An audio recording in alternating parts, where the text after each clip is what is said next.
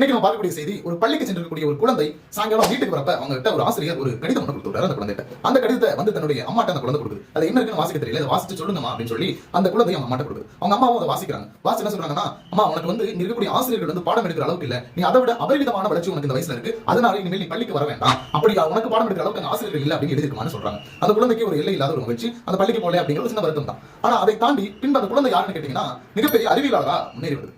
அந்த அறிவியலாளர் ஆனதுக்கு அவங்க அம்மா கொடுத்த அந்த ஒற்றை சொல் தான் காரணம். உண்மையில அந்த கடிதத்துல என்ன எழுதிருந்தது கேட்டீங்கன்னா, உங்கள் குழந்தைக்கு மூளை வளர்ச்சி கம்மியா இருக்கு, இனிமேல் எங்கள் பள்ளிக்கு உங்கள் குழந்தையை அனுப்பாதீர்கள் அப்படின்னு எழுதிருக்கு.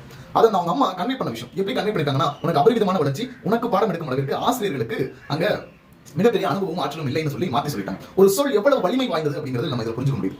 ஏன்னு கேட்டீங்கன்னா, சாதாரண ஒரு விஷயத்தை ரொம்ப பெரிய விஷயமா பார்ப்போம். ரொம்ப பெரிய விஷயத்தை சில பேர் சாதாரணமா பார்ப்பாங்க. அந்த சொல் எந்த இடத்துல பயன்படுத்தும் அப்படிங்கிறது ரொம்ப முக்கியம். அப்படி அவங்க சொல்லல அப்படின்னா இன்னைக்கு தாமஸ் ஆல்வா எடிசன் அப்படின்னு சொல்லக்கூடிய மிகப்பெரிய ஒரு அறிவியலாளர் நமக்கு கிடைக்காமலே போயிருப்பாங்க.